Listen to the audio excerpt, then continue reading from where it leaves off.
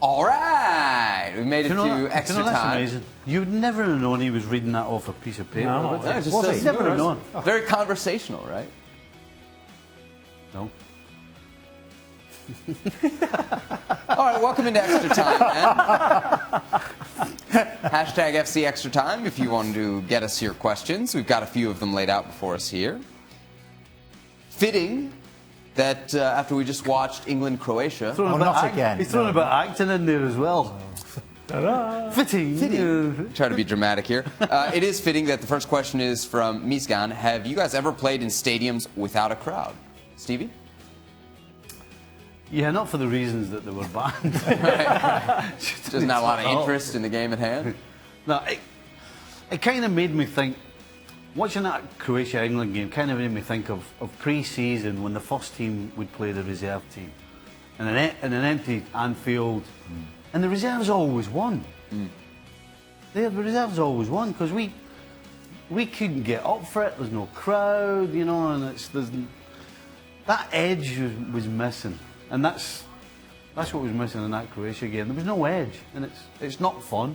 You ever played in a setting like that? No, I never had to play in a game where they had closed door because of crowd problems. I have had to play neutral sites before because of crowd problems and things like that, but never just a complete empty stadium. Yes, I mean you play kind of like an inter-squad game, maybe midweek at different times. You go down to the stadium and you do something. It feels a little odd. It's weird, though. Being in the stadium and nobody there, and it's just you guys training, but never in a international or a club game. You know who I feel particularly bad for in a match like that?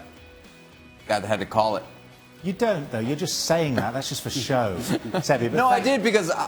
I've not as many as you. I've called a few games here and there. They're difficult on their own, and then you have no atmosphere. Yeah. Doesn't help, does it? No, it's not easy, particularly when you've got Burley alongside you as well. It's probably the biggest weight that dragged us both down. But, there was a certain irony that was a game that was being played behind closed doors after an offence that was committed by Croatia in a game that was played behind closed doors. Yeah. So, yeah, not great. Next question from Dan. I believe penalty shootout to decide who wins should be taken from top of the box instead of the 12-yard spot. Thoughts? Makes it more about talent than goalie guessing the shot direction. Seems like a no-brainer. Casey, you said interesting. Well, I mean, I would... You'd love it as a goalie. Well, I would definitely be the favorite as opposed to the striker being the favorite. That's really all it does. It just shifts the emphasis on is the odd save going to happen as opposed to the odd goal going to happen? I don't know. Stevie? So you'd rather not see as many hitting the back of the net? That kind of goes against what the game's all about, isn't it? The game's about game's about putting the ball in the net. It's about scoring goals. All the rule changes over the last 25, 30 years have all been about giving the attacking side the edge. And all of a sudden, you're going to pull the rug away. Why don't we take it for the halfway? Let's make a shootout. The old school MLS shootouts. No. Yeah, let's bring those back. It's crossbar challenge. Crossbar challenge on the halfway line. Honestly, that'd be great. Well, but it would be, at least for me, I'm in a penalty shootout as a goalkeeper. All the pressure is on the goal scorer because they're supposed to score. Yeah. Now that would definitely change a little bit when you're hitting from the top of the 18 because now it's putting definitely more pressure on me. Because I would be expected to save a lot more from that distance than I would be from the penalty spot. Let's say there's no wall. It's a free kick from literally just outside the 18, nobody else. Are you still guessing at that point as a goalie? No. You're reacting, purely reaction. Yeah. So that gives you a huge advantage. Definitely. And the question is, do I have to stand on my line or can I actually narrow the angle a little bit? So there's a little different there as well. Right. Unless you're Messi. He can't hit a barn door from the penalty spot.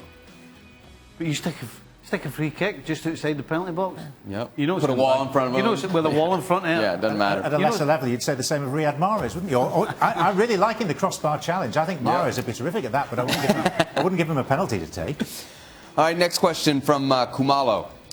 Were you part of the Liverpool team, Stevie, that played Spurs in a friendly match back in 1984 in Swaziland? Yes, I was. You were? Do you remember anything about that trip? Actually, I think I remember. Tell a lie. I didn't play it. Was it in your book? Yeah, I did. I played the last game. I think you wrote about this in your book, didn't you? I might have done. Yeah. Yeah, I played the last game. I was late going out. We had a bit of a family crisis at the time, and so I missed the first half of the trip. But I came out for the second half and played in the last game. Didn't forget your passport or anything like that. I lost my ticket though. That's what, I remember there was something that went wrong in that trip. You lost your ticket. I lost my ticket. You showed up to the airport, no ticket. Well, the guy never told, because I was coming out late. They said, pick your ticket up, blah blah blah. Out you come. They didn't tell me it was a return ticket. Well, maybe you said it in the blah blah blah, but you just didn't listen. No, there was no blah blah blah about it. So just get there's your ticket to go, and then you can come back with the travelling party. So I got in my hotel room. Emptying everything out, getting rid of all my stuff, got it in the bin, see you later. And then I got to the airport. On the way home, and the guy said, oh, Steve, can you give me your ticket? And I was like, yeah, right. Because I thought he was, for number one, I thought it was a wind-up. Right. You were the victim of many a wind-up with that group, I used to fall for most things then. And now you're the one he was winding me up. And I said, no, I don't have it. He went, yeah. So he started laughing because he thought I was winding him up. And of course, eventually he realised I was telling the truth and he was like, oh no. But he sorted it out eventually. I'm glad you made it home. You're here. I got here to tell about it. All right. Last question from Bonga. If two players in the same team each score 3 goals in a single fixture, who takes the match ball home? I'm saying the biggest guy. That's my guess. The biggest guy between the two, he said, this is my ball. It's a fight. I like that as a tiebreaker.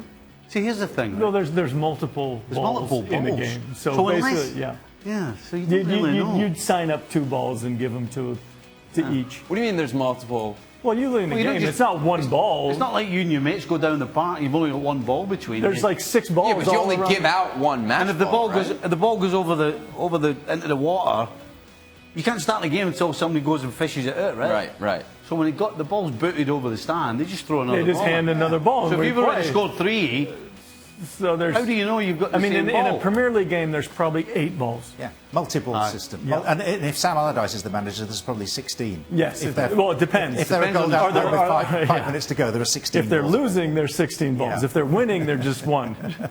But generally, you only give out 1 match ball, right? But because how often are there multiple hat tricks? Like, I don't know. What do you mean? You don't give match balls. It's not like American football, where somebody gets a match ball every time you play. Yeah, and the championship rings, you don't like that either. Well, usually, how would it be for us? It's a guy who gets a hat trick, or a lot of times your first cap, you might get a ball. Does everybody sign it? Is that the deal? Yeah. Everybody autographs it? Yep. Is that signing? Is that what happens? Yeah. Nobody asked for my autograph, so it's very rare that I don't really get to practice. You've done a few fresh air ones. Yeah. I'm going to practice this. Someday they'll ask me for my autograph. Someday. Maybe tomorrow will be that day when Kasey and I return to do the show. You won't be here, Stevie. Jon, you'll be calling a match? Yeah, with Kasey. We've got a very, very exciting double duty for you tomorrow. Yeah, I have a morning game, and then I get to spend that afternoon with you, Seb. Are you going to join us a little bit for the show as well? I'm probably not. No. Not if I don't have to. No, because you'll probably ask me about Croatia, England again, won't you? Very non-committal.